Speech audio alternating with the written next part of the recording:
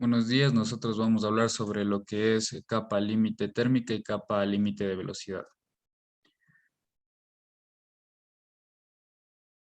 Bueno, vamos directamente a las imágenes para dar entendimiento a la teoría. Tenemos un flujo de un fluido que estará a una velocidad uniforme de acercamiento. Esta va a entrar en contacto con lo que es una placa isotérmica.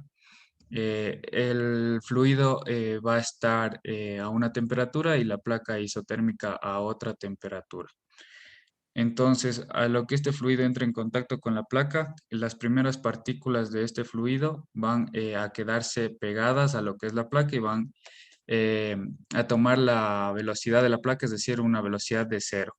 Entonces, las partículas adyacentes de este fluido, debido a la viscosidad y a la fricción que van a generar con las partículas que ya se quedaron pegadas, van a tener un movimiento restringido y así sucesivamente hasta que nuevamente van a tener lo que es la velocidad de aproximación. Entonces, esta capa límite va a tener un espesor que va desde la superficie de la placa hasta una velocidad, hasta una zona donde la velocidad es 0.99 veces la velocidad de acercamiento. Entonces, en lo que es la capa térmica límite, asimismo tenemos lo que es el flujo del fluido y al entrar en contacto con la placa, como están a diferentes temperaturas, tanto el fluido como la placa, las primeras partículas de este fluido van a entrar en equilibrio térmico con la temperatura de la placa, se da una transferencia de calor por conducción y las siguientes partículas adyacentes del fluido con respecto a las partículas que ya entraron en equilibrio térmico, se va a dar una transferencia de calor por convección y entonces aquí se va a dar lo que es el perfil de temperaturas. Entonces, este es el espesor de esta capa límite térmica, es la distancia que existe entre la superficie de la placa hasta una zona donde la temperatura va a ser la temperatura de la superficie más 0.99 veces lo que es la temperatura del flujo menos la temperatura de la superficie de la placa. Entonces, esta capa límite térmica va a pasar por diferentes zonas, puede ser por un régimen laminar, un régimen de transición o un régimen de turbulencia. Entonces, aquí podemos ver en la imagen, aquí tenemos la capa límite laminar, una capa de una región de transición y una capa límite turbulenta y vemos que el espesor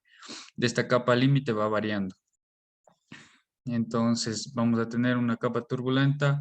aquí una capa laminar y una capa amortiguadora que es una subdivisión de la subcapa laminar y la capa turbulenta.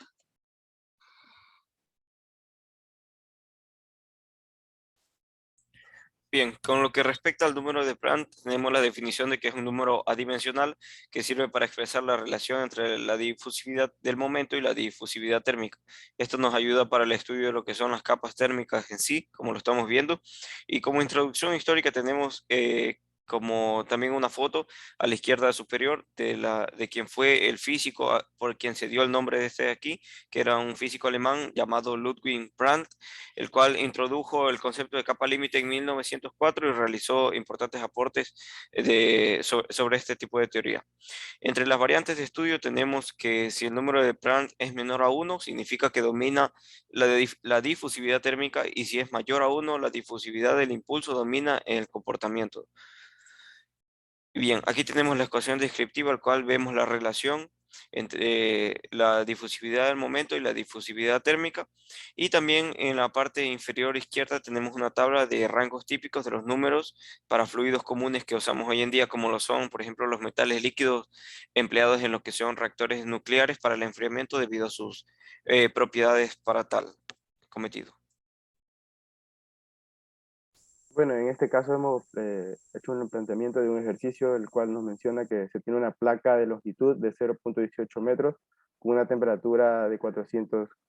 Kelvin a una presión de una presión atmosférica de 1, con una temperatura ambiente de 214 Kelvin a una velocidad media de 15 metros sobre segundo. Nos pide calcular la ecuación de enfriamiento de Newton. la cual nos menciona lo siguiente, de donde Q es igual a H que multiplica a S por TS menos T infinito, donde Q es el flujo de calor, que es igual al coeficiente de convección por el área de la placa, por la temperatura de la placa menos la temperatura ambiente, lo cual hemos planteado los diferentes datos, donde podemos encontrar que nos da una temperatura promedio de 33.85 grados centígrados. Sí. Tenemos la interpolación, donde encontramos el área, donde es longitud al cuadrado de 0.18 metros al cuadrado, donde el resultado de 0.0324 metros cuadrados. Y hemos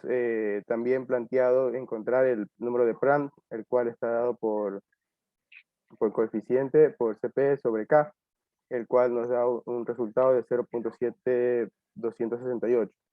Y también hemos aplicado el número de Reynolds para la longitud de la placa, y así nos pudimos dar cuenta que es un flujo laminar, ya que el REL es menor de 5 por 10 a la quinta, por lo tanto es laminar, no es un turbular. Y para encontrar H tuvimos que despejar la fórmula de NU es igual al coeficiente de convección para longitud sobre K, la cual nos queda H es igual a el coeficiente de convección sobre la longitud de la placa. Por lo tanto, la ecuación de Newton nos queda de que Q es igual a H por el área de la placa por la temperatura equilibrada, lo que da un resultado de 211.8894 watts. Y como conclusiones tenemos que, para finalizar, la capa térmica es aquella en la que la velocidad del fluido respecto al sólido en movimiento varía desde 0 hasta el 99% de la velocidad de la corriente no perturbada, y como recomendación es importante conocer los conceptos básicos de acuerdo a su clasificación, ya que tenemos que identificar con qué tipo de capa límite térmica estamos trabajando, ya sea laminar o tubular.